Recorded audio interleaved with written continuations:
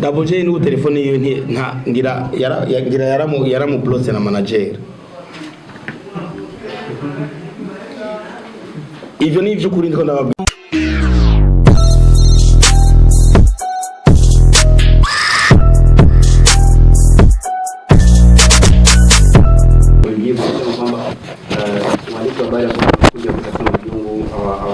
Lakini kumbusheni kwamba waandishi wa habari tunapenda majungu. Tunapenda majungu kwa sababu usitegemee siku zote kama utafanikiwa bila kuwa na hater nyuma yako. Usitegemee kama ipo siku utafanikiwa bila kuwa na mtu ambaye unaona kabisa huyu mtu ananisumbua. Kwa hiyo na kama kuna waandishi wa habari ambao watakaokuja pale kutafuta content kufeli kwenu. Lakini ningeomba pia muwaruhusu kwa sababu wale wanawapa challenge, wanawapa changamoto. Wako wengi sana ndugu zangu ambao tunatumika sana kwenye YouTube. Hizo tunapenda sana. Alafu swali langu ni kutoka kwa wananchi. Wananchi pia wanapenda umbea.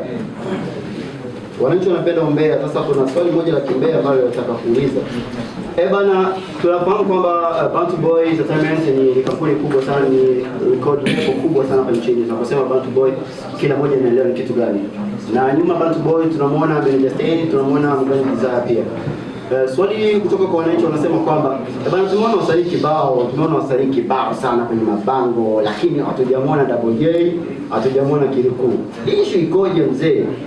Issue ikoje? Au ndo kama tumemaliza mkataba na tulimaliza kweli, yani mbaya hakuna kujuana? Ni swali langu. Sisi kono kwishura mu Kirundi cyangwa mu Giswahili. Mu Kirundi gira ibibazo vyo mwavyumvise. Umbea, majungu. C'est vrai, nivyo jewe navyo nitwigeze tuvyanga. Unajua katika kila maisha ubuzima habayo challenge. Ça c'est normal. Ikiora kimbabaza de plus, cyane ikiora kimbabaza nuko ivyiza mutabanza gushira ivyiza imbere. Ego c'est vrai yuko kugira utera imbere nuko hoba hari umuntu akubangamira. Sivyo? Kuko twese turi ngaha tuganira ubuzima kubaho neza kugira twerekane babandi biwacu turabona agenda kurusha ubuzima. C'est vrai, ça c'est vrai. Jewe ikintu kiora kimbabaza nuko ndasubiyemo. Nuko iyo umuntu ariko arakora ivyiza bijya vyiza iyo mari kuba mubivuga muba bambere mu kubiposta mu kugirana sinzi ukuntu vyita mugabo ibibi nivyo cyane muhora murindira umuntu yuko asoba mwibarabara mwese amatwi abashinze hejuru. Kugira challenge c'est bien, kugira abantu bavuga badukosora c'est bien, mugabo hariyo façon mukosoramwo mukabikosora nabi. Nukuri kw'Imana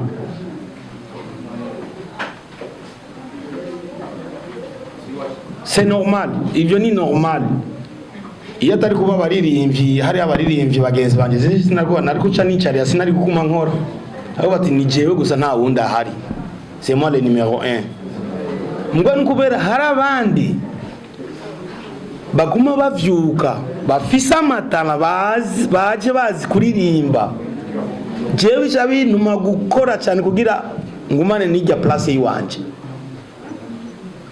Kugira aba journaliste ba umbea c'est bien, nituvyanse. Ikibabaza nuko ibintu vyiza ni mu biposta, muposta bijya bibi gusa. Ngizi kosa ni mu nkosore.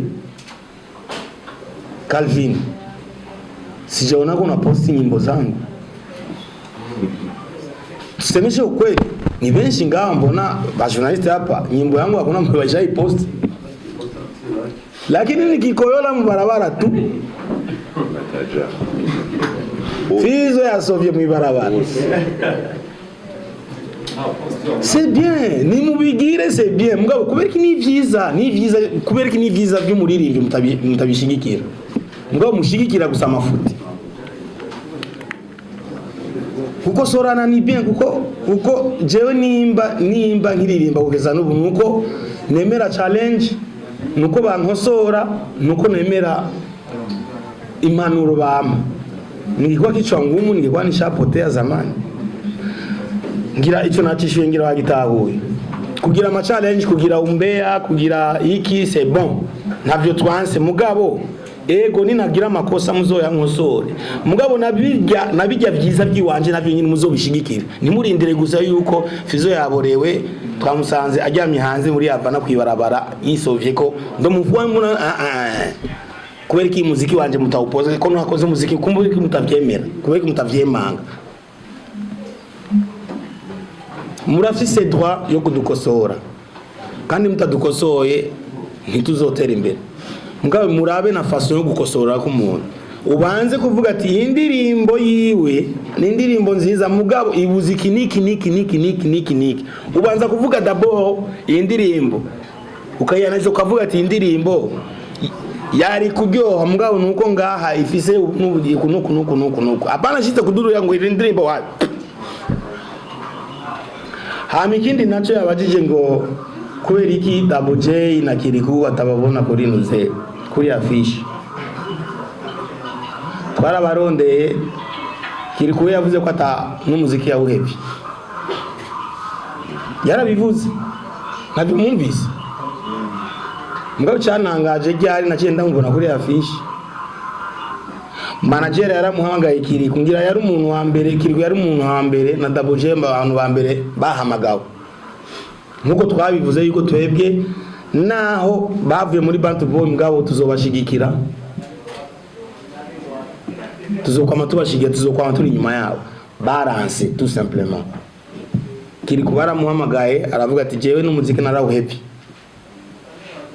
donc niyanse ngo ya urabona sinza mugabo yavuze ko umuziki yawehebye nanje nkibona posta yo nace namwandika kumbe wa muziki none warauhebye canke ngo ivyo bintu by'ama posta je ntavyo nzi ngo ndiko ndarondera aba bantu babigize Double J n'u telefone yo ngira yaramu block na manager ivyo ni ivyo kuri ndiko ndababwira si bubeshi sasa mtu akianza kubloke uwo wavuze ko umushigikira bica bigenda gute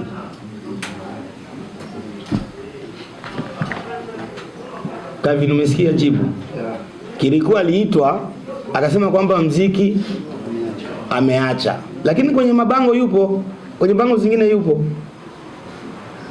Double J labda alimblock hata hapokei wala ajibu hata na message that's it uko nukuri Chaimuzo barondere mubabaze ti why kandi ndazi yuko mufise ibibazo byinshi mugabo malheureusement tuko turavuga ikintu cyanuze ca Festival de l'Independance mugabo uzoshaka kumenya ukuri kwa Double J na Kiriku muzobarondere simnogwa munavumbuana ngo muravumburana muzobarondere mubabaze impamvu batashatse gusinya ku renouveler contrat kandi abantu baguma baducafuza abantu bari amanuze ama TV online baducafuza bagize iki c'est pas nous ngira twarasohoye ikete ku mugaragaro turagerekana sinzi ko hari abantu bazi gusoma cyane mwarabonye rijya kete sitwe twirukanye baki nta Bantu Boy yirukanye Double J nta Bantu Boy yirukanye Kiriku barabajije mushaka kurenouveler contrat ngoya umwana arakura akagenda nyene ni sawa ni imiryango iruguruye umunsi muzo kumva yuko mushaka gusubira karibu imiryango iruguruye tumeelewana kaka haya